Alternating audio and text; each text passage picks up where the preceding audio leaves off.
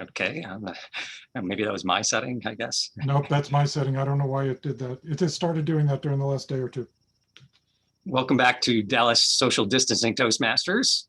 This is, for all intents and purposes, and for what we know of going forward, going to be our last online meeting, at least for the time being. And hopefully it'll work out that it'll be indefinitely. I am your Zoom facilitator for the evening. So if you have any questions regarding what's going on here on Zoom or any technical difficulties, you can reach out to me. Mark Schroeder will be my backup. So if I'm not responding for some reason, you're welcome to go ahead and reach out to Mark Schroeder as well, and he can help you out. You're also welcome, if you want to use the WhatsApp group or text, whatever you need to do to get in touch with me or Mark, I guess, and you can do it that way as well. Please note that we do have some ground rules here on Zoom, and one is that if you are not speaking, that you do remain muted. And if you are going to speak, take yourself off mute. When you are finished, then put yourself back on mute, and just have courtesy for everybody else who's speaking during the meeting.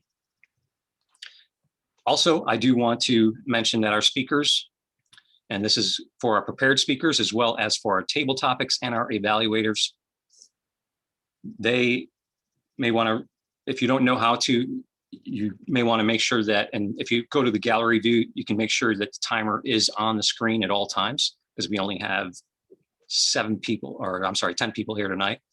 So you're welcome to do that. But if you know how to pin the timer, you can do that with the top 3 dots in the square. And the timer tonight is going to be Mr. John Vessels.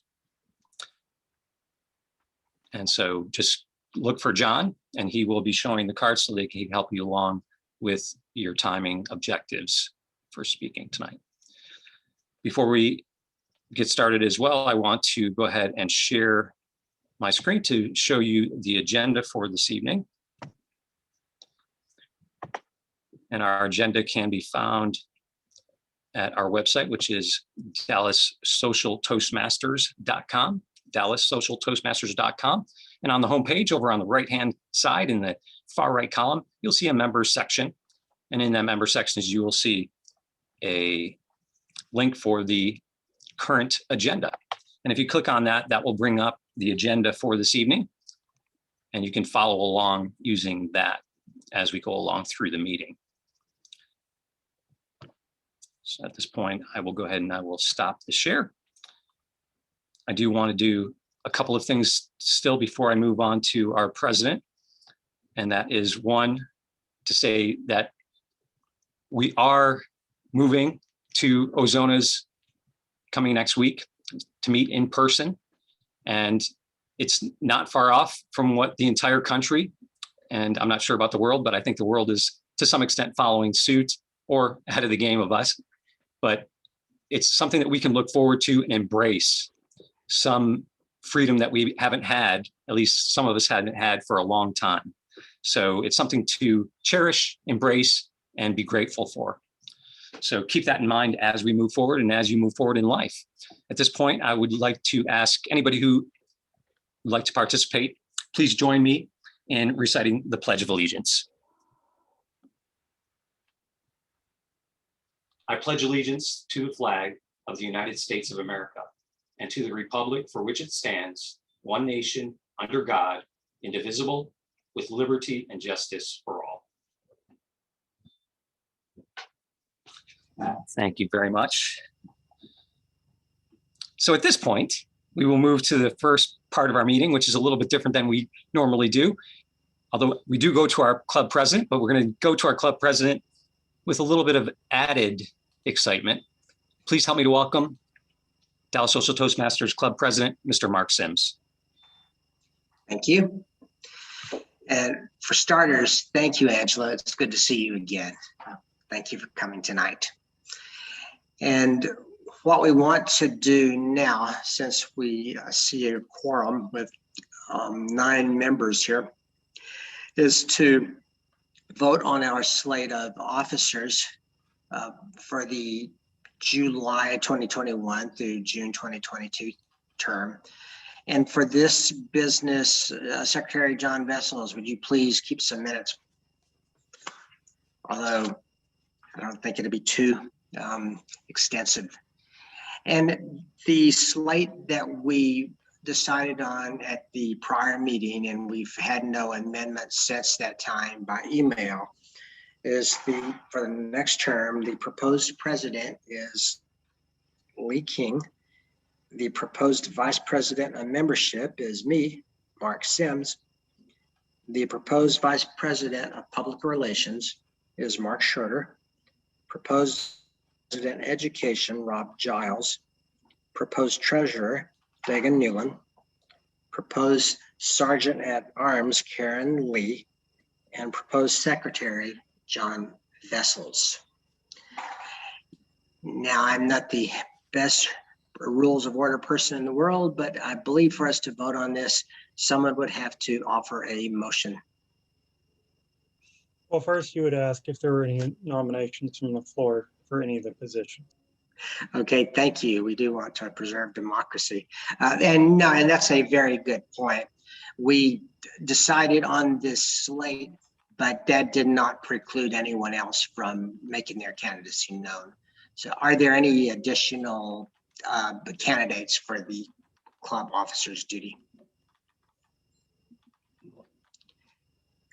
And seeing previously, when I was asking for a motion, I saw Rob Giles' hand go up. Mr. President, I would like to motion that we vote all the officers in with one vote. Yes. Excellent. Is there a second? I second that. The motion's proposed and seconded. In that case, please, if you are in favor of the motion of electing the slate of officers whose name I mentioned with one vote, please raise your hand. And if you are opposed, would you please raise your hand? Seeing no opposition, the slate of officers that we previously discussed, Lee King, Mark Sims, Mark Schroeder, Rob Giles, Dagan Newland, Karen Lee, and John Vessels is approved. And I should note, we handled this appropriately, but almost like an administrative task. But the thought we put behind it, and then the effort that people put into these roles is not perfunctory, real, and it's very appreciated. So it's very crucial to keeping the club healthy and continuing. So I appreciate everyone's willingness to participate. And with that concluded, I will turn it over to our Toastmaster for tonight, Rob Giles. Thank you very much, Mr. President. As you may have seen on the agenda, our theme for this evening is in-person, transition, and benefits. And so I'm going to talk a little bit about us moving to in-person meetings, a little bit about that transition, not a whole lot in that regard, but a little bit more about the benefits that we gain when we are in person. So the first thing that I want to say is that the place that we're moving to, for those who aren't aware, is Ozona Grill and Bar, and that's on Greenville Avenue. And we meet in their party room, which is in the back. If you're heading back toward the back of the restaurant, it's to the right of the restrooms, and it's a fantastic room. We have a stage, and that stage is something that not many clubs have. Most clubs have stages which are just right in front of a table. And our club is very much benefited by that. And it gives us a sense of, I think, where we might go as far as our speaking engagements could be. It broadens horizons, I believe, and it gives us a better sense of what the possibilities might be for us in public speaking. So having that stage is an incredible advantage for our club. And I personally love to have it. And I wouldn't want to leave Ozona if I had the option. I would want to stay there continuously.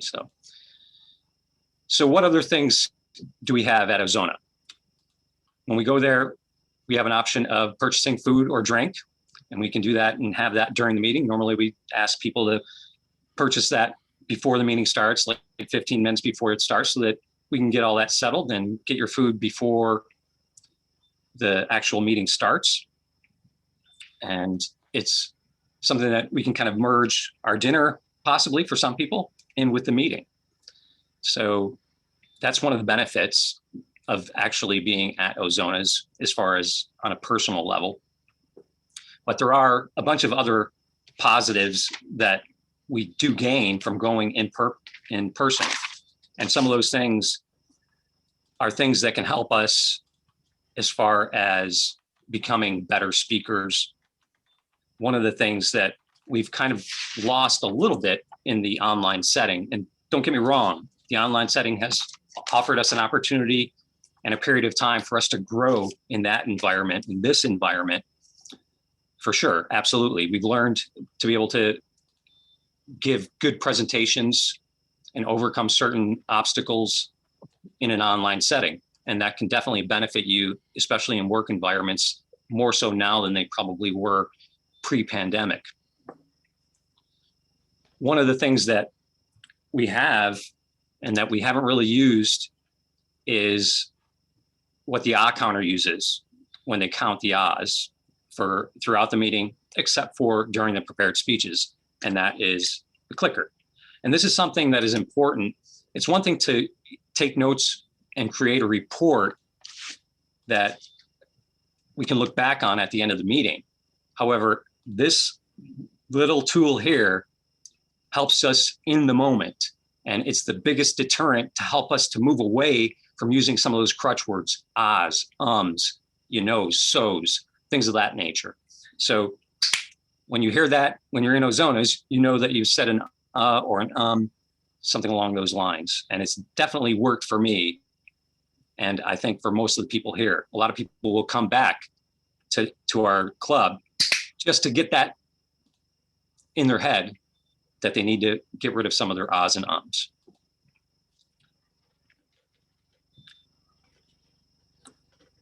Another thing that we have that we don't really take advantage of here in the online meetings, but is beneficial in person, is this right here, which is a call bell.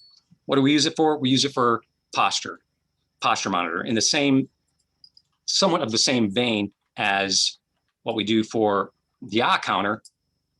We use this all throughout the meeting, except for during the prepared speeches, unless the prepared speaker asks for us to do it. But when we see poor posture, gestures that aren't appropriate, and those are things like wringing your hands, and I probably shouldn't get into too much of that because we're going to have our duty holders coming up soon. But when we hear that, when we see that as posture monitor, we ding the bell. And again, it's an instantaneous thing while we're up on stage that something's going on that's not right. And it may take a couple of times before you realize what it is, but you can find out more detail later on if you haven't figured it out through the sound and the notification of the bell. So those are a couple of things that benefit us 100% more in person than they do here online. So I want to go into our duty holders at this point, and I'm going to start with our timer for the evening, John Vessels. John, can you tell us what your duty is tonight as timer? Thank you, fellow Toastmasters and guests. Well, my duty is timer, and if you haven't figured that out, oh my, here we go.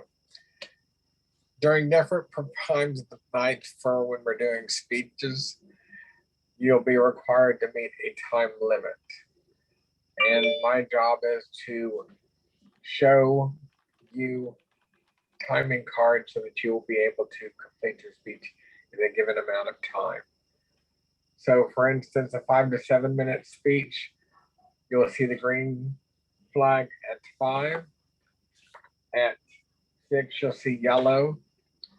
And at 7, you'd see red, at which time you have 30 seconds to finish. Otherwise, you'll be disqualified. Table topics is 1 to 2 minutes. So green at 1, yellow at 1.5, red at 2. And again, 30 seconds after the red comes up, you would be disqualified if you exceed that time. And the last of our timed speeches are the evaluator speeches. And the evaluators have 2 to 3 minutes to present. And so they'll see the green flag at 2, the yellow flag at 2.5, and the red flag at 3.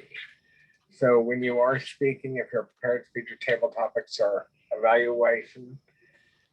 Do keep me pinned on your screen so that you'll be able to see the timing cards. Back to you, Mr. Toastmaster. Thank you very much, John. We appreciate your description there and that you're taking that role. Our next duty holder for the evening is going to be Cheryl Slagle. She's taking on 2 duties. She volunteered to add an additional duty due to somebody not being able to make it this evening. So we appreciate Cheryl for taking on a double duty. Cheryl's duties will entail being the vote counter and the posture monitor. Cheryl, can you tell us about those 2 roles this evening? Yes, as vote counter, please send votes through the private chat to me. I will count the votes for best speaker, best table topic speaker, best evaluator, and best of the big 3, which are the Toastmaster, table topics master, and general evaluator, and report them when called upon at the end of the meeting. I will not cast a vote for myself except in the case of a tie, in which case I will cast a vote to break the tie. However, I will not announce that there was a tie vote.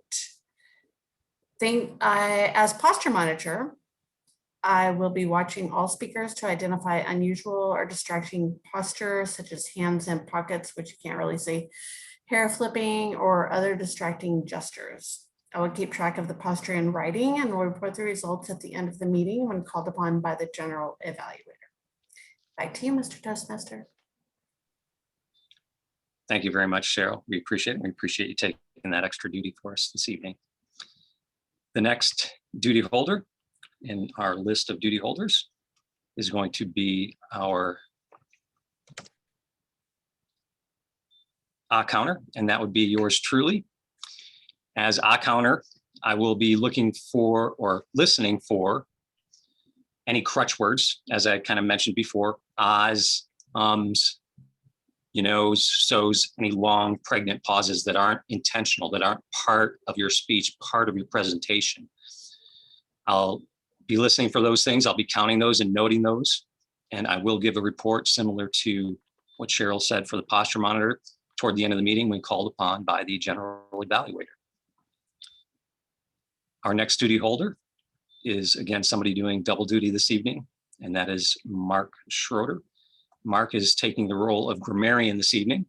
Mark, can you tell us what your role is as grammarian? Certainly, I would be happy to. As grammarian, I have several duties, one of which is to choose a word of the day, making sure that I cut and paste to the right thing. Going into the chat, you will notice the word of the day is protracted. The meaning of that has absolutely nothing to do with taking and measuring angles like you might think it does. That's protractor. This means lasting for a long time or longer than usual or expected. Take a guess what that's a reference to. It's a reference to our protracted meeting schedule on Zoom, as opposed to going back to Ozona. Now, although we do have a protracted relationship with Ozona Grill as well, spanning at least, we know, double-digit years at this point.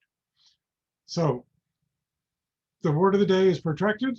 If you can use that in all of the parts of the meeting, it is required for you to use that word for table topics in order to qualify for a ribbon.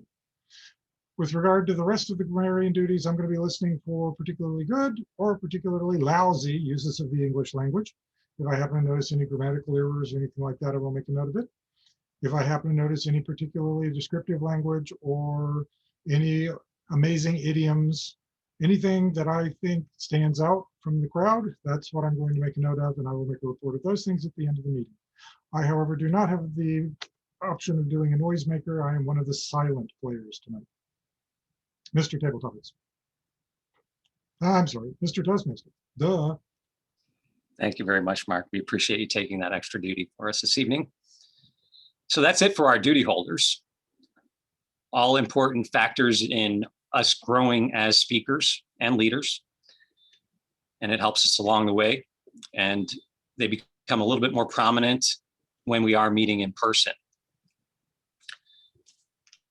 One other thing that I do want to say that we have that's a little bit different, and you can say that this, whether this is a plus or a minus, I'm not sure, but it's these things right here, and there we go.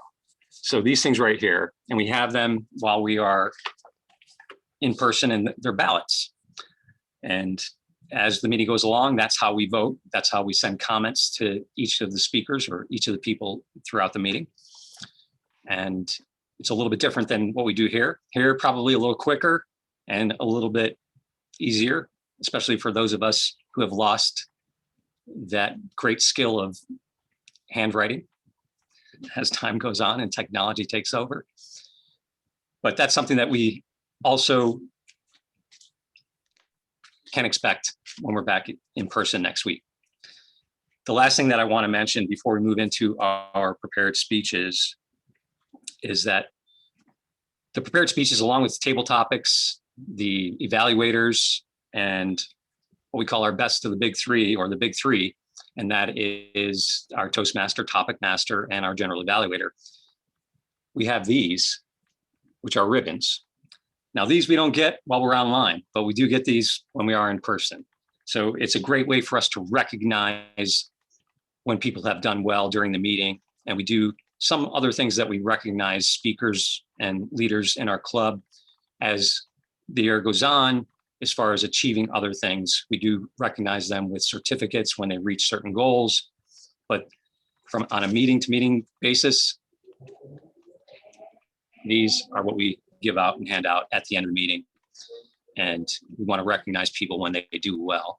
It's an encouragement to them, and it's an encouragement to all the people that are watching, especially when we have guests.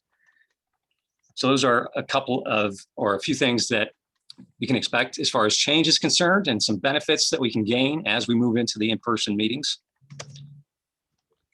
The next thing that I want to do is to move into our prepared speeches for the evening. Our first prepared speech is by Karen Lee, and Karen's evaluator for this evening is Mr. Lee King. Lee, would you please tell us about Karen's objectives for tonight? Karen is doing her speech on mentoring. She really has two objectives. One is to describe to us the mentoring program portion of Toastmasters International, as well as share a story in which she was mentored and where she is trying to be a protege of someone that she was a mentee of. Her time is 5 to 7 minutes, and her title is Mentoring. Back to you, Mr. Toastmaster. Thank you very much, Lee. Please help me to welcome Karen Lee with Mentoring. Mentoring, Karen Lee. And Karen, please make sure that you have your timer, John Vessels, in view. Yes, thank you. Mr. Toastmaster, fellow Toastmasters, and honored guests, have you ever needed extra help to get a project done? The purpose of my speech is to tell you about mentors that I've had in Toastmasters. In the early days, Melinda Skelton, Heather Hartman, and Susie Campbell mentored me in Toastmasters. When I gave my icebreaker speech, Susie and Heather helped me with pointers. They met with me in person and gave me suggestions and clues. I was so nervous when I gave my icebreaker speech that I held my notes in front of my face and I read my speech. Melinda Skelton is a close friend who encouraged me to join Toastmasters. And she's offered constructive feedback on my speeches. I did take a 6-year break from Toastmasters. and I returned after 6 years to Toastmasters. 6 years is a protracted period of time. Rob Giles, our Vice President of Education, helped me through his membership orientation classes. I was totally unfamiliar with the Pathways program and Zoom. I found Rob is experienced and he's positive. He's supportive and dependable. He's helped me to, when I met with him with Pathways, he's helped me learn to navigate through Pathways. I've been able to find my projects. I have been able to learn how to save my evaluations and on Pathways itself and send my evaluations to my evaluators. We've also met during his orientation classes about Zoom. At the time that we had the pandemic, I was totally unfamiliar with Zoom. I had never used the program before. He helped me to learn how to put a picture in a speech on Zoom. He also helped me practice a contest speech. Our humorous speech contest was last fall, and I practiced my COVID-19 humor speech with him on Zoom. He showed me how to record the speeches later to record by myself so that I could practice at home.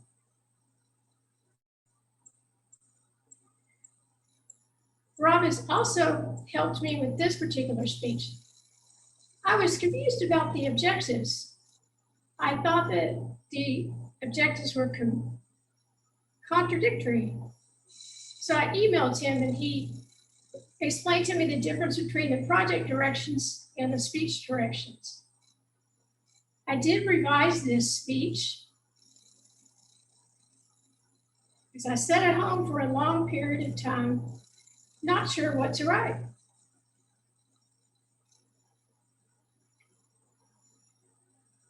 In conclusion, thank you, Rob, for helping me with learning to Pathways and Zoom. I do appreciate you. And I would encourage fellow Toastmasters to use a mentor to help you with your Toastmasters journey. Mr. Toastmaster. Thank you very much, Karen. We appreciate your speech. Our next prepared speaker for the evening is Dylan Graves. And Dylan's evaluator this evening is Mr. Mark Schroeder. Mark, can you tell us a little bit about the objectives that Dylan has this evening? Certainly, Rob. This is Dylan's second speech, I believe, just based on the description that I recognize of it. And it is entitled A Speech About Giving a Speech. The purpose is for him to present a speech on any topic. He will receive feedback, and he is expected to apply that feedback to a second speech after this one that he will make. So it's basically to present, receive feedback from an evaluator, and then incorporate that back into his next speech. It's supposed to be a well-organized speech on any topic. He can focus on his speaking style. We will recommend improvements that can apply to his next speech.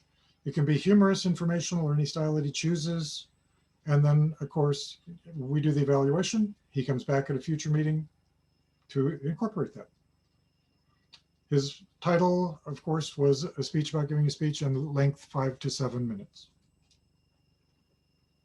Thank you very much, Mark. Mm-hmm.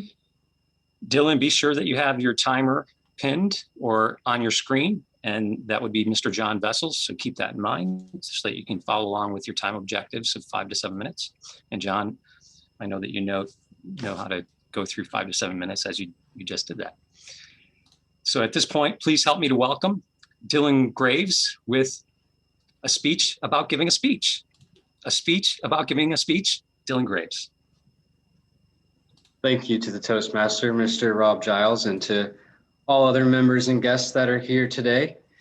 So, as he was saying, when I was coming up with ideas on what to give a speech about, I couldn't help but think of all the different categories and possible speeches that are even out there. So I decided to give a speech on how to give a speech, hence the title of the speech again. So we're all going to give speeches and presentations at some points in our life. And I know that for a fact because we're all in Toastmasters. And so with that being said, I wanted to go through some of the main steps of giving a speech in hopes to not only help you out, but help myself out for future speeches as well.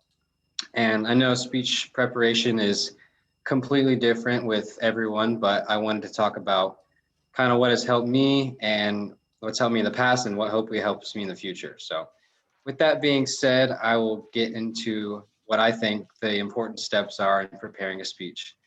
And with that being said, the first step, which is what I usually struggle with and is what's driving this speech today, is coming up with a topic. So I find it easy to come up with something that you're passionate about, or on the other hand, come up with something that you might want to learn about. Once you've got that figured out, you want to figure out who your audience is. So is it adults? Is it children? You got to know your different age groups. Maybe you're talking to one single person or a group of people, and there's just many types of audiences. And by figuring out who yours is, it can help drive your speech and make it more appealing to your audience. You want to also figure out what your motive is behind your speech. So are you trying to persuade the audience? Are you trying to inform them? Maybe you're trying to make them laugh. For example, in this case, I'm trying to inform you guys on what I think giving a speech is about and how preparation goes for me. Another thing that you want to do when preparing for a speech is to know your setting. So I know it's a little different in this case since there's this thing called COVID-19, if you guys have heard of it, and gathering in large groups is a little bit difficult these days. So hopefully that's changing soon. But when you're disregarding the pandemic, there's multiple settings that a speech could take place. So you want to know maybe the time of day, the type of space. So are you in a classroom, an office, a restaurant, maybe even outside, and many other different types to take into account. But knowing your setting can help you be more prepared as well. Once you have these all figured out prior to your speech, it's time to start writing your speech. And as most of us know through our icebreaker and preparing for the icebreaker, you want to start out with a greeting or an introduction, so something that catches your audience's attention. You want to be sure to include transitions to make your speech run more smoothly and sound more professional. Also, you want to include maybe 3 to 5 main points or supporting topics, and that can always vary depending on the time of your speech.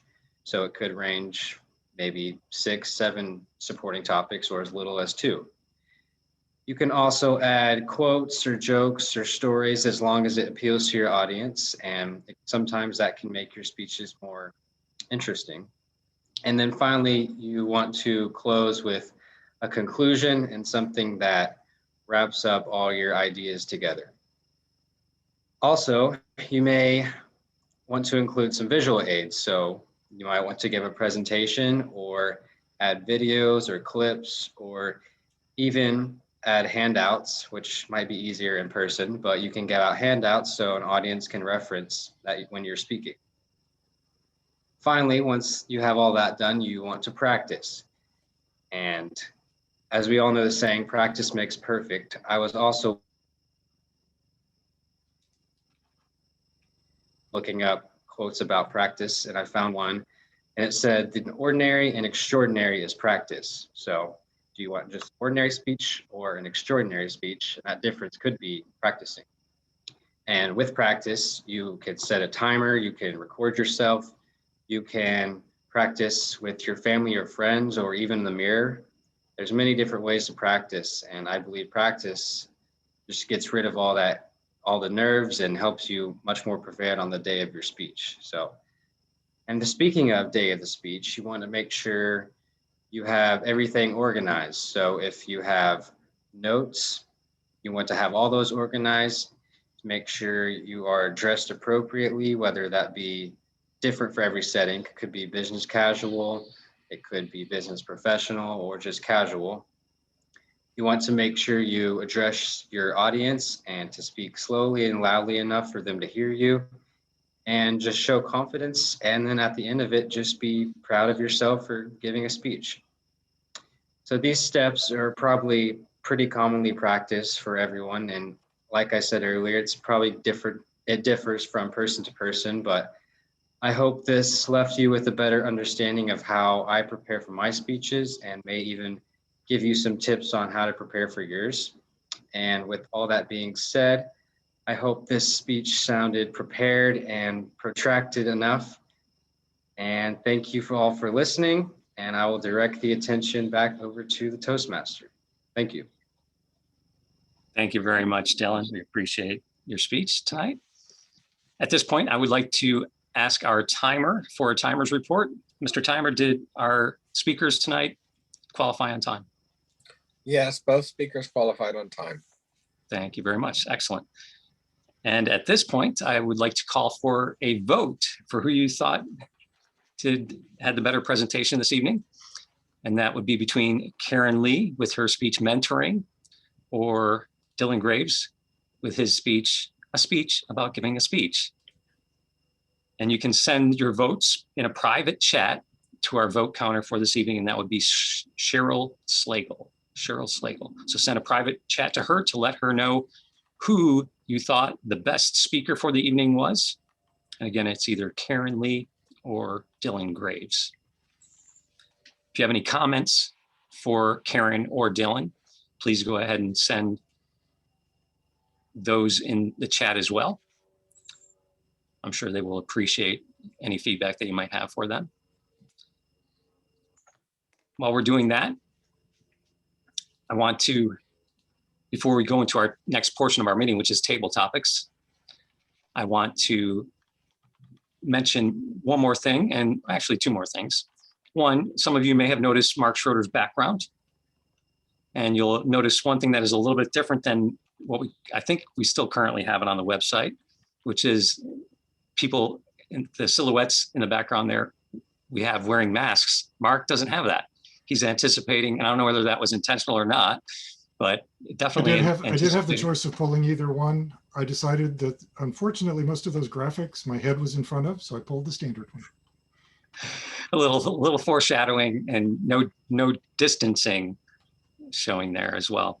And then also you may notice my background, and this is a background I've used in the past, but it's a background that shows off the party room that we meet in. And you can see there kind of in the back in the center, that's our stage, and it's a big stage. And we have capabilities for audio visual presentations. So if you have a PowerPoint that you want to do either in practice for something that you're doing at work or just as part of your speech, we do have a big screen in the back where you can do actual audio visual enhancement to your speech. We do also have a couple of big screen TVs there that we do occasionally use, but most of the time when we do the AV stuff, it will be on the back projector screen.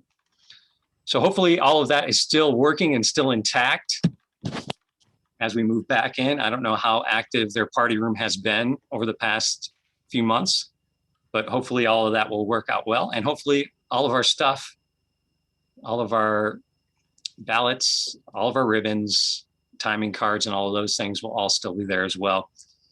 Perhaps we can encourage our club president, who currently has our travel box, to bring that just in case we might need it if we don't have some of the stuff that we normally store at Ozona's. So that is all that I want to say as far as us getting back to being in person, the benefits that we're going to get from moving to that environment.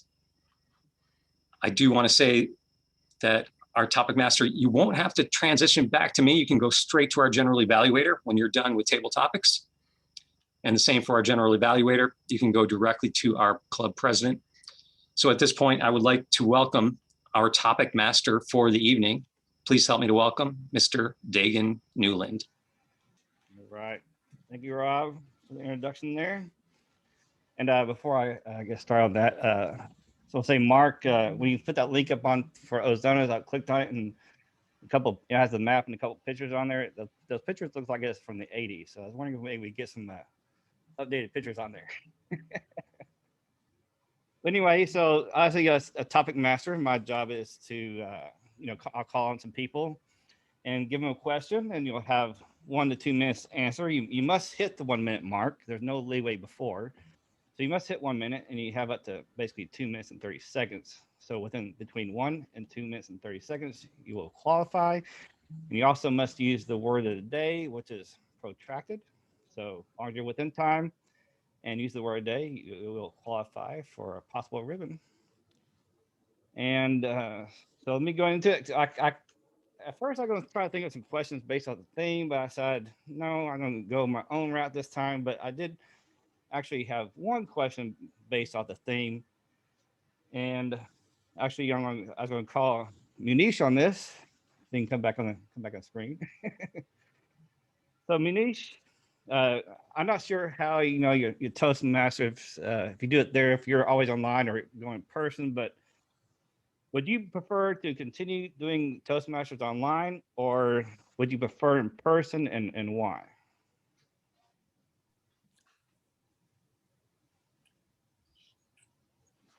Good morning, everybody. Would I prefer to go on Toastmaster online or offline? I live in a small town. We do not have a Toastmaster club.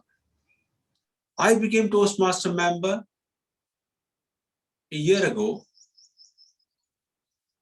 because this Toastmaster was online. The benefit of Toastmaster online is that you get an opportunity to interact with different people. When you take Toastmaster offline, you only meet the same people every time. And we should be thankful to Toastmaster. Toastmaster has made this world as a global village. We can take Toastmaster meeting, attend Toastmaster meeting anywhere in the world, and we learn something from them. When we travel, we meet strangers, we learn something from them. When we travel, we spend a huge amount of money. But in Toastmaster, sitting in my room, right now the time is 6 a.m. and I'm getting an opportunity to rub shoulders with you. And I will learn something from you. I am not flying in your country. I don't need a visa to sit with you. This is a benefit of attending the Toastmaster meeting. I live in India. You live either in Canada or America. And you also got an opportunity to interact with me because Toastmaster is online. I've seen some of the hybrid meetings where I don't enjoy much. I enjoy like this Toastmaster meeting online. And it's my personal thinking. If I'm in my town, there's a Toastmaster meeting, I'll meet the same 10 people. I want to learn too much. Interacting with different people, I learn more. Over to the Toastmaster, please.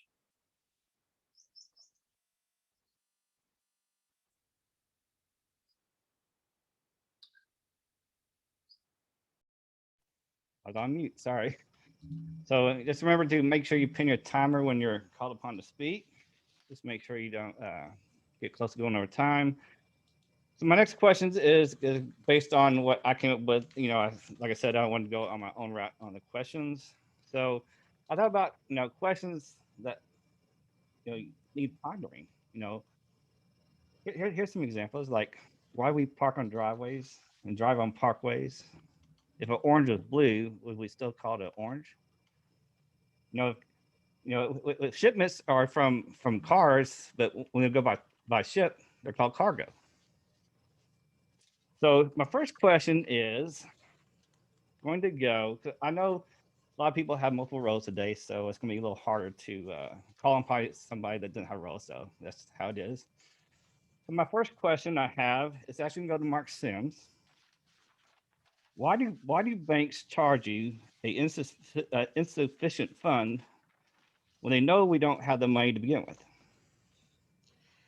They do this to make money because eventually they hope you will be able to acquire funds to put in your account so that they can collect from you. Now, another factor is that there is some additional handling charges, handling responsibilities that a bank has if someone bounces a check. So it's a little extra work and they want to get compensated for that. Now, I recall that there some years ago being a little bit too cute or playing it a little too close on trying to keep a minimal amount of money in a checking account and as much as I could in a money market account back when these types of accounts actually paid decent interest, the money market accounts. And so inadvertently wrote a bad check. And fortunately, instead of the bank bouncing the check, they paid it, they covered it, but I still got socked with an overdraft fee. But I was glad to get it because if they had not handled it that way, I probably would have got a fee from both the bank, insufficient fee from the bank and from the merchant that I wrote the check to. Taught me a good lesson. But to answer your question in a somewhat protracted manner, the banks do that to make money. Mr. Table Topics Master. All right, thank you, Mark. All right, so my next question is going to go to Cheryl. So when two airplanes almost collide, why do they call it a near miss and not a near hit? Megan, I don't know. I mean, I guess you could compare that to anything that goes on in life. This is such a great question. It makes me really think hard about other things, not just this. You can meet people every day and it's a meet cute, or is it supposed to happen? Is it not supposed to happen? Such an interesting question. But I don't really have anywhere to go with this. That's so strange. And I don't know how I can use the word of the day in this either. Because did that near miss protract, or what's the opposite of protracted? Unprotract? Did it unprotract? I don't know. I like this question. I'm gonna have to think about it more. Thanks for introducing it to me, Dagan. Back to you. All right, thank you, Cheryl. All right, so my next question is going to go to our timer. So let me set my timing here real quick. And while I'm doing that, John, this is going to be your question. And that is, if you try to fail and succeed, which have you done? One more time, if I try to what and succeed? If you try to fail and succeed, which have you done? Oh, okay, thank you. Well, thank you, Dagan, fellow Toastmasters and guests. If you're trying to fail and you succeed, well, you failed, but you succeeded to fail. And we get into a long, protracted explanation of this. But if that's your goal, that's a successful achievement. I mean, you think about business people, they invest in situations where they will lose money so that they can write that off as a tax deduction and get more money back because they lost money, because they make too much money, and that's just so tragic. But now they can make even more money by losing money. Explain that one to me. So it's still a success. Success and failure is in your plan, you got it. So it is successful. I'm a successful failure. Back to you, Mr. Toastmaster, Table Topics Master. All right, thank you, John. That's a good answer. Well, all of y'all have had some really good answers to the questions, and I'd actually like to ask the guest Angela, would she like to participate in the question? Okay. So your questions. They're pretty tough, but yes, I'll do it.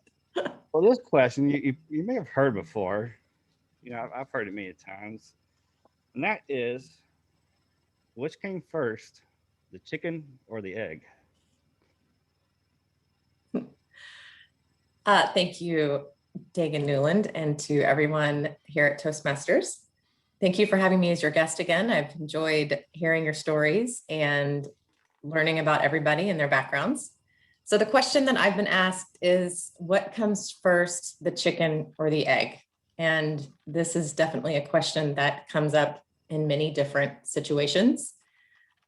To me, I think most about my business background, I guess. There's a lot of times where you may think about a circumstance where something has happened and they say, well, should we approach it this way or should we approach it this way? And then the question is, well, does it really matter? Kind of like what comes first, the chicken or the egg? So I think when you're saying what comes first, the chicken or the egg, you're really talking about things that are uncertain and that you're trying to find an outcome. And that in the end, there maybe isn't an outcome. You're just having a discussion about, could it be one way or could it be another?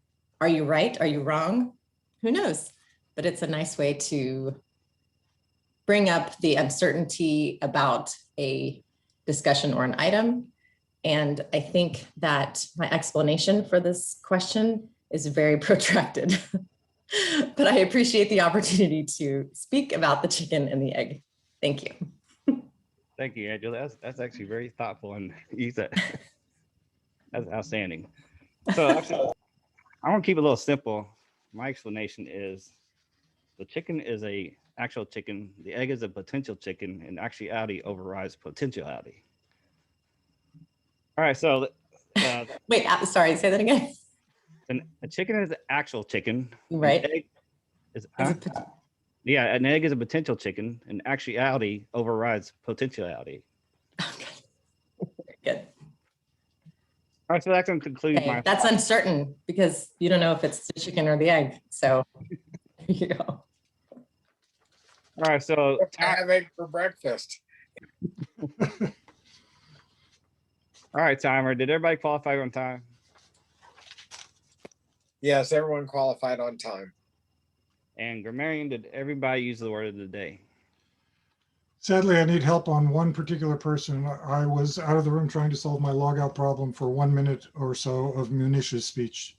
Munish, did you use the word of the day? I don't recall. I don't think so. I didn't hear it in the part of his speech that I did hear. Yeah, With regard to, I believe everybody, let's see, I have Cheryl, I have Mark Sims, I have John Vessels, and I have Angela all using the word of the day. I believe, except for Manish, that was all you called on, correct? Yes. All right. So thank you. So now everybody take a moment and vote for the best table topic speaker between Cheryl, Angela, John, and Mark Sims.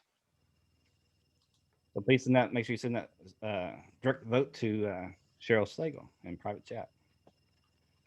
So I will now continue on and call on our general evaluator, which is Mark Schroeder. Oh, no? Actually, it's me, Mark Oh, Sims. sorry, Mark Sims. Got the wrong Mark mixed up. So Mark Sims, take it away. Yeah, you have egg on your face there, Dagan. I know, I know. Or chicken, it's hard to tell from here.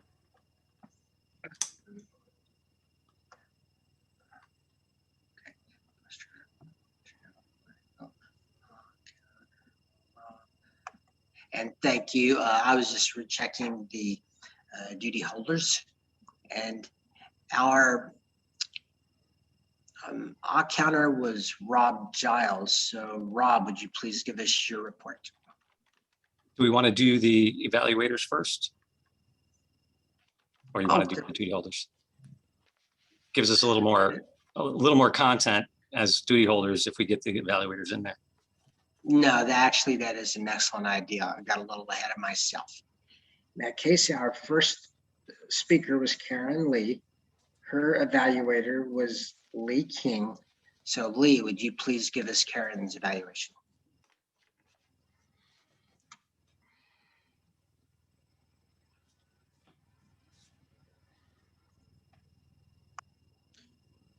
Good evening, fellow Toastmasters, and especially Karen.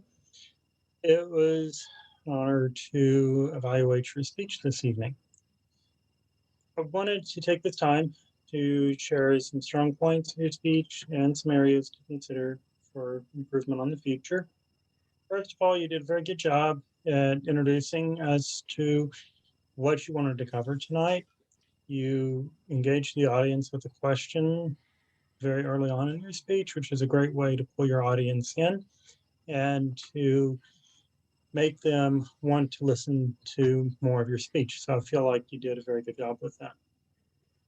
A couple of things that I would suggest for future speeches is to give us a little better idea of who you're talking about. I know Susie Campbell, I know Melinda Skelton, I know pretty much all of the people that you mentioned in your speech. Heather Hartman was another one. But as far as your audience is concerned, probably Mark Schroeder is the only other person here that would know any of them, which in some ways takes away from the speech because you have more of an out group, and unfortunately your audience is the out group. The in group would be the people that you mentioned as your mentors. So perhaps telling us a little bit more about one or two mentors and telling us a little bit more about their significance to you. So for example, I believe Melinda Skelton, you knew from church, she was one of your church mentors, and she ultimately got you interested in Toastmasters. So perhaps sharing a little bit more about that story. If there was something in particular that Susie helped you with, and tell us a bit about how you met Susie, and tell us a little bit about Susie. Give her a little more of a character.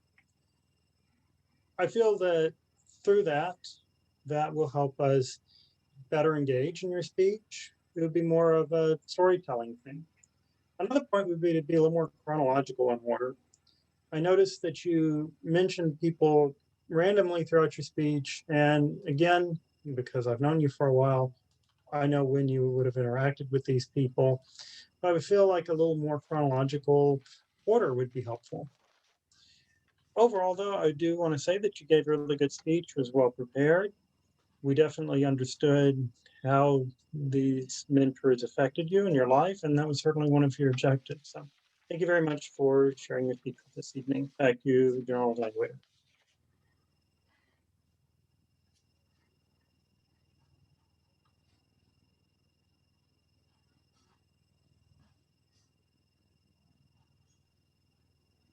I don't know if Mark is stuck or if he's just on mute. He's gone. He's gone. Oh, he's gone. He's gone. He is off my screen. Okay. He's All gone. right. Well, he's come back on, but there you are, Mark.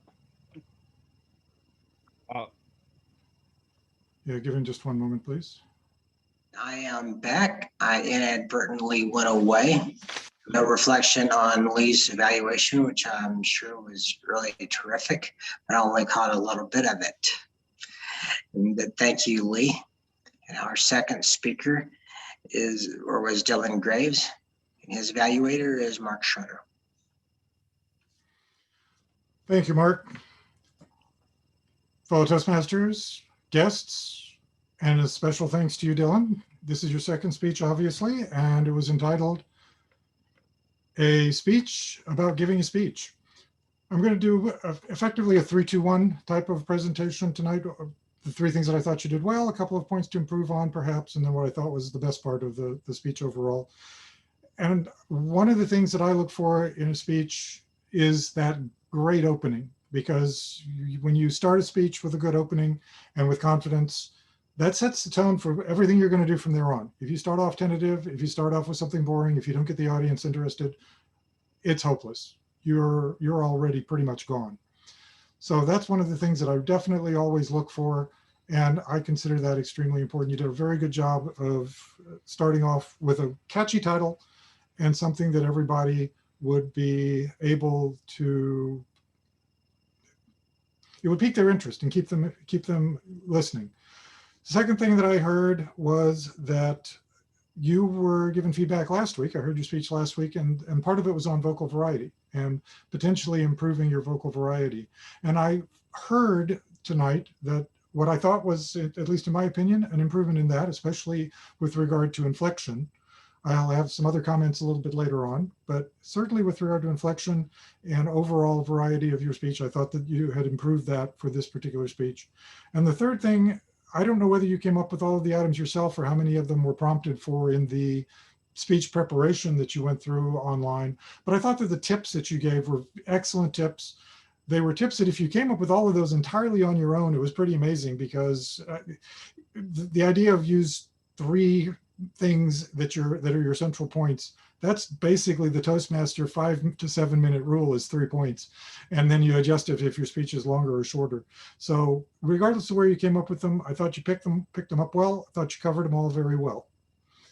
And they were all extremely relevant to the right way to put a speech together. A couple of things to work on. One of the things that I did notice was it was probably use of notes. It's hard to say. It's also a Zoom thing. You have to remember where the screen is versus where the camera is on your screen when you're at home. It's going to be entirely different starting next week, when you can look into people's eyes and basically look at somebody and then move across the room, make eye contact for about a second for each person. But we did not get a lot of eye contact, I think either because you were looking at notes or some other place on the screen. I would still like to see a little bit more vocal variety. One of the things that I push for is you use your voice the same way you use that the highway uses street signs and speed limits. If there's something that's not really all that important and you're just trying to go through it, you can talk really fast. But when you get to the point that you want to see, that's when you slow down. So when you hit something that's really important, slow down in order to make sure that we hear it. But finally, the most important thing was your speech was well prepared from an organizational standpoint, beginning, middle, end. 3 points in the middle, exactly what the goal of and what you were describing. You followed the pattern perfectly, and that made it a wonderful speech.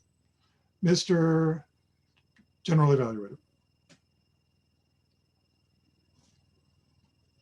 And thank you, Mark.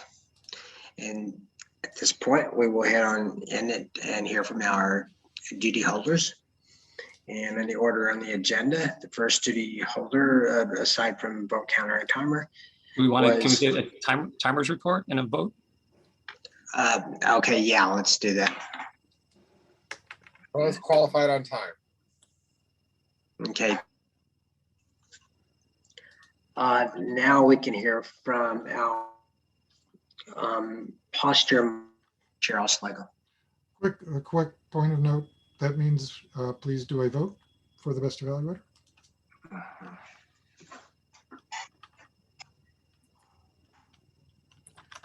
Okay, please send your vote by private chat to Cheryl Slagle.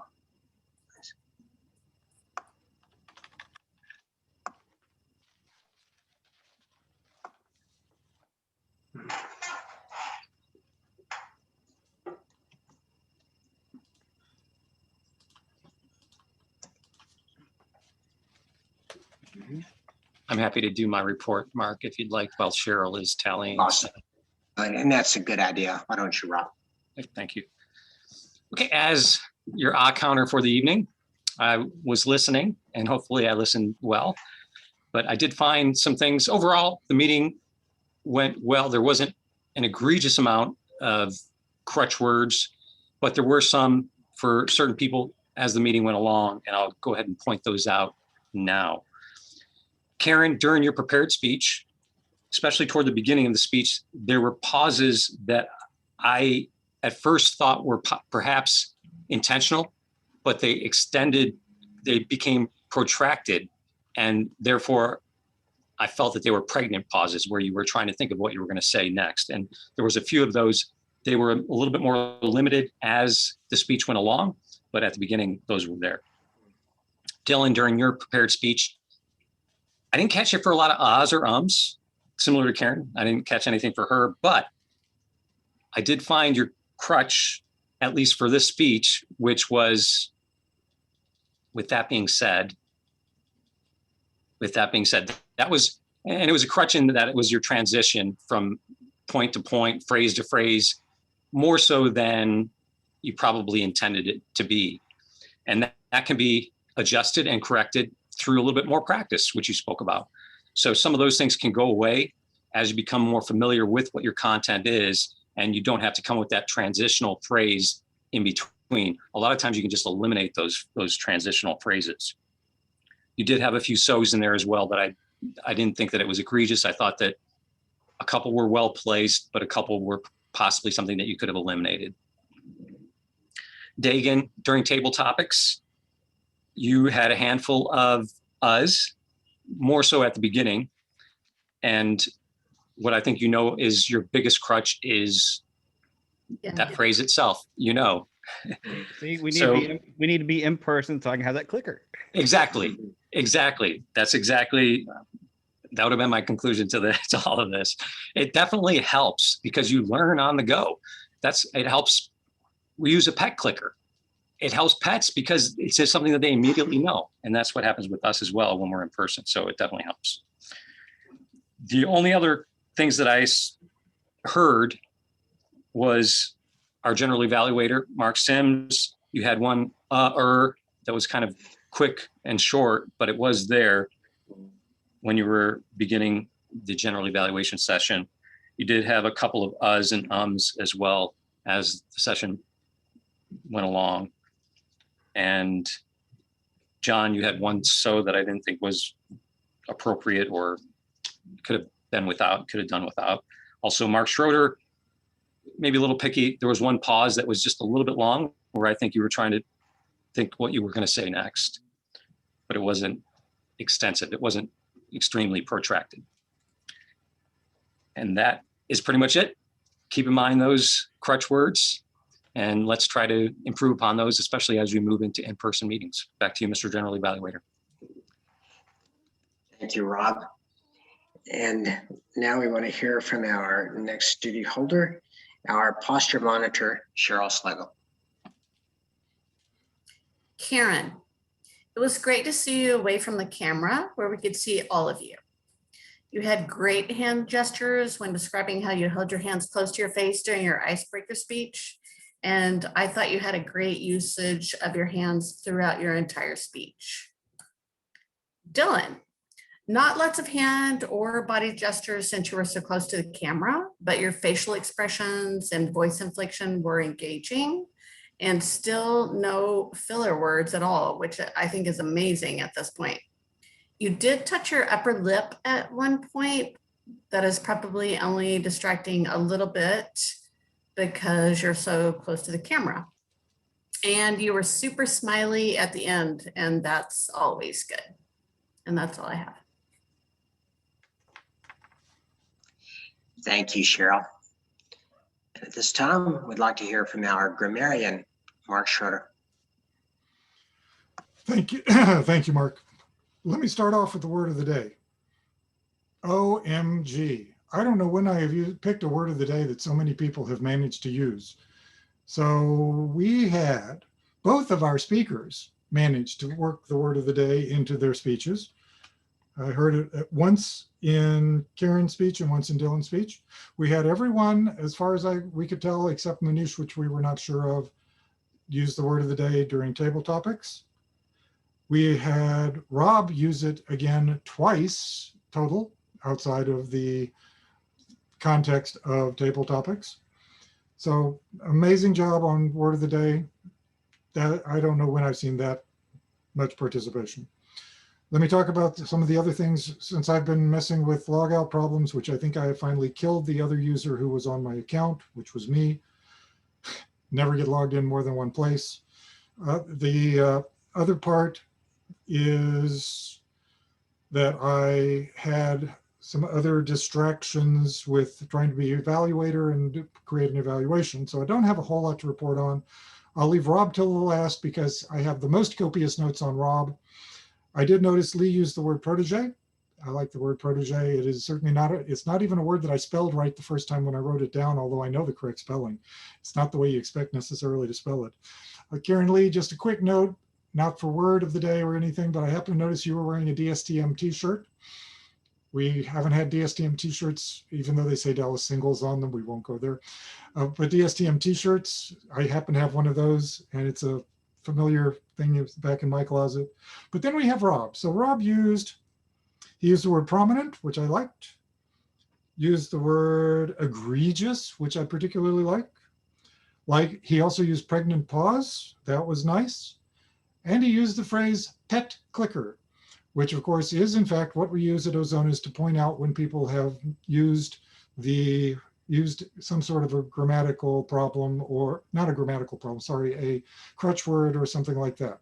However, even in person, even at Ozonas, do not expect to get a little treat after the click. We only go so far. I'm sorry. That concludes my report as the grammarian for today.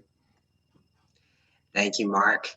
And the good news is also, if you do something bad, you don't get put on a leash or anything like that. So yeah, we only take these things so far. Show color. Now, heard from the speech evaluators and our duty holders, I'll give some impressions on the meeting.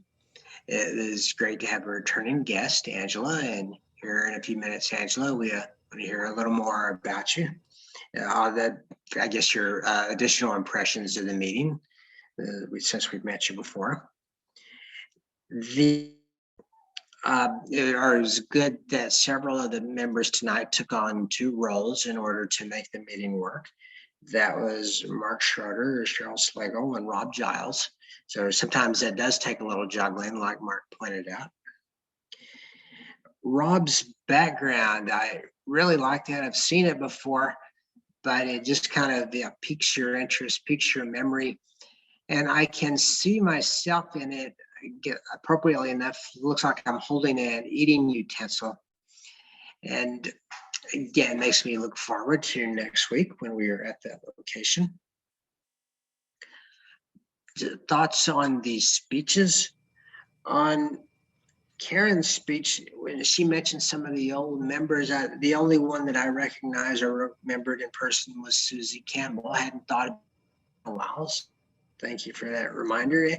And thank you for that reminder, Karen, on why we do this, because you mentioned having a pretty good nerves when you gave your icebreaker, that you were trying to hide behind your notes. And that is, again, a good reminder, because actually today at work, I had to give a pretty extensive Zoom presentation. I prepared for it, felt comfortable while I was doing it. And without Toastmasters, I don't know, I probably would have had a lot more difficulties.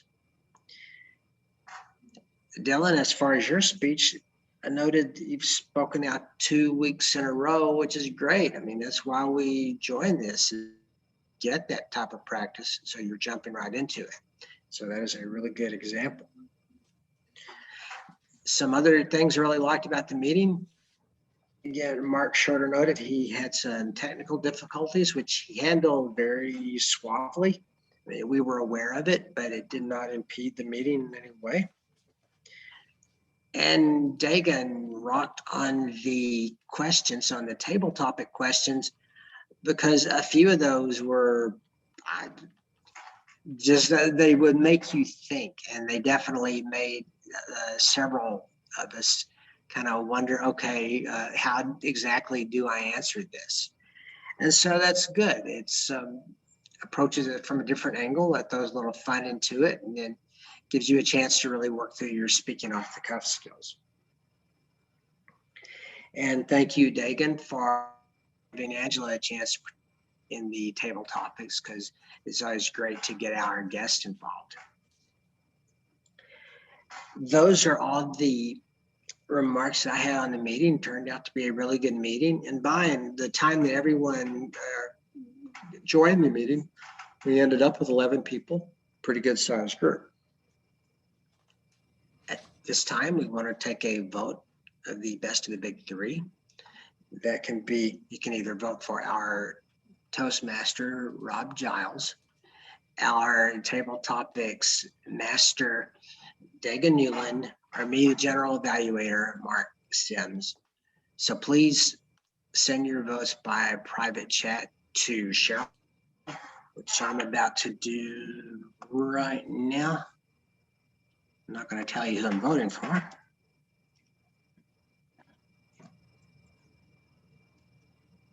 That would be my secret. Okay. And so I sent that off to Cheryl. And while she's tabulating that vote, we will have a time of going over some club business.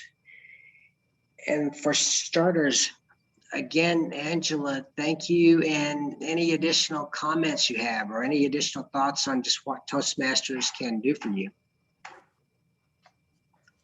Thank you, Mark. Sorry, there goes an. I thought it was really helpful. Coming the second time was good because, well, the first time I was surrounded by kids and craziness, and I think I was lost some of the meaning of the first part, but then I understand that the roles of everyone isn't just a role to explain the meeting, but to also let them practice in a specific role, which I think is interesting because it gives you different dynamics and things you have to think about. So that's been really helpful. And also, I'm wondering, one of the, I guess now I heard a little more about the projects and the pathways. And I think maybe it was in regards to Dylan, like he seems as if he's being very proactive about what he's wanting to work on, which I think is great as well, because if I become a member, I know I'm going to want to be very proactive about reaching, like hitting on certain things. And then I also just wanted to say that Dagan, I appreciated your questions because one of the harder things to do is think on the fly and to be able to answer difficult questions, especially in a professional setting when you're nervous and there's people around you that you're wanting to impress. And I know this one thing I did do was I probably never looked at the camera because I was thinking the whole time, what am I going to say? So I think that the more you can do that, the better, because it puts you on the hot seat a little bit, which is good sometimes. So that's kind of my feedback for today, and I enjoyed it. Thank you again, Angela. Myself. And so please do come back. Again, we definitely would like to have you as a member, but we want to make sure you have a good opportunity to make this. And so please let us know what we can do for you. It's good to see you again. And also, Munish, it was good to see you again. You've been a very faithful visitor over the last several months. So, and thank you. You are very eloquent in speaking off the cuff in table topics, but it doesn't take much to get you going, and you can go for a while. And as someone who's been accused of being a little bit too taciturn, that's a very good attribute to have. Now, so we've obviously earlier on in the meeting elected the officer slate. So one of the next things that's coming up is the Toastmasters Leadership Institute, the TLI training that the officers will take. And it's open to all the members too, not just the officers. On Tuesday night, I checked the District 50 website and I did not see any current dates for TLI. They just referenced the old February dates. But they usually do start pretty quickly. So I would not be surprised to see some initial opportunities in June. And if you miss the initial one, you will have an opportunity to follow up later and do it. But I usually try and get into that as soon as I can, if nothing else, because it's part of our club goals to get our officers, at least a majority, trained, and hopefully all of them trained. So I'll look out for that. And then also, as noted several times, see you at Zona's next week at 6:45. And we will have our own transition, getting back to what we used to call normal. And at this point, before we head into our winners, I want to see if any of our other officers have any additional business to bring up. Mark, I would just like to say that I am continuing to have member orientations on Saturdays at 10 a.m. and that will take place this Saturday at 10 a.m. And I will send out, well, the Zoom information is actually on our website on the calendar. So I would say go there. I'll try to send out an email, but I would say go there. So go to DallasSocialToastmasters.com and look for the calendar on there. Thank you, Rob. And thank you for doing that also, because that is a great sacrifice on your part. And see, other club officers, Mark Schroeder, what business do you have to bring up? I want to say that I've been here since the very first Zoom meeting, and this is the very last Zoom meeting, and I'm not even sure if I've missed a single one, to be honest. Wow. I know there was one time that I had to get a recording from Rob, but I think that was only because I screwed up and didn't get the recording started on time. But I just wanted to thank everybody for hanging in with us in this virtual world throughout an entire year and longer. We never expected for it to be this way. So thank you to all of you.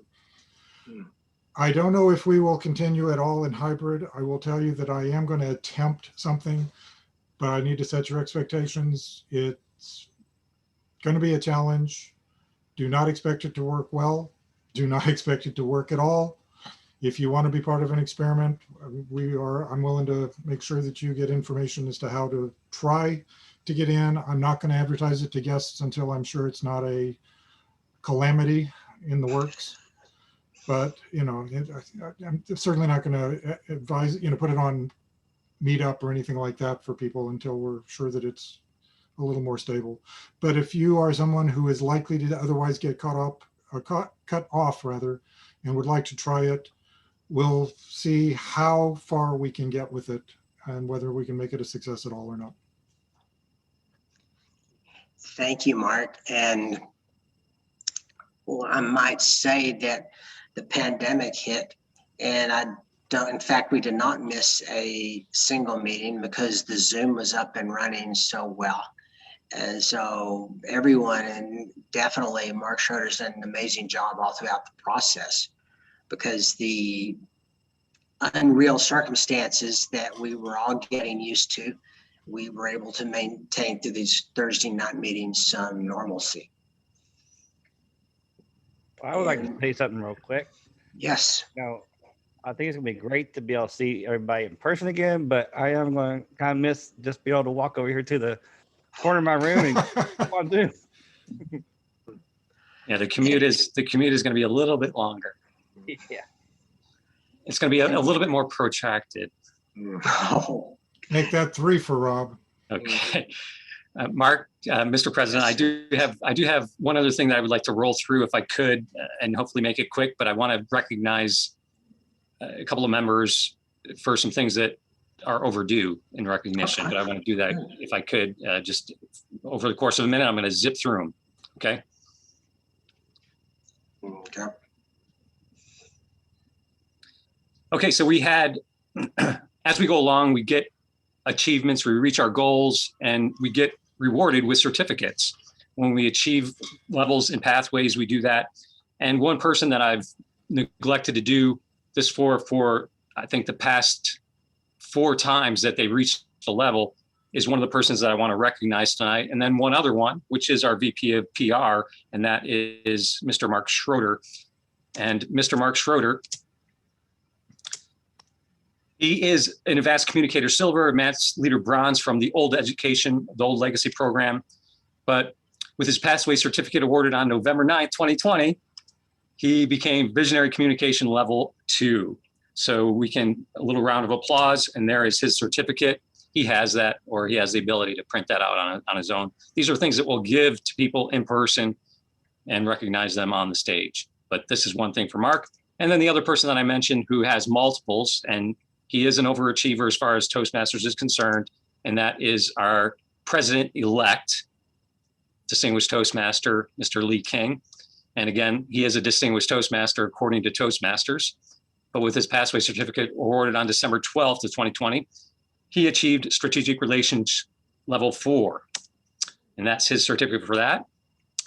But he also, on January 9th, 2021, this year, he reached Level 5 for Strategic Relations. And there's his certificate there. He also, on January 16th, so he was moving right along, he completed the path for strategic relations. So he is proficient in strategic relations or relationships in pathways for Toastmasters. He's moving fast. He's going to be a distinguished Toastmaster again. He's already distinguished Toastmaster twice over.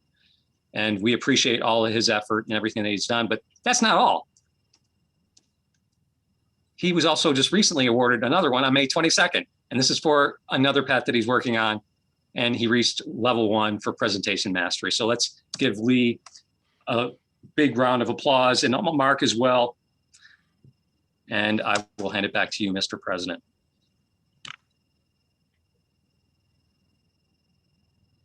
Thank you, Rob. And let's see. And do any of the officers have any remaining business to bring up?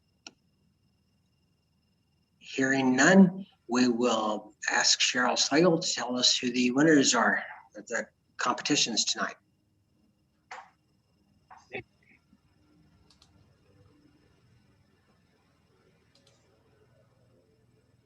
Sorry about the delay. Best speaker is Dylan Graves.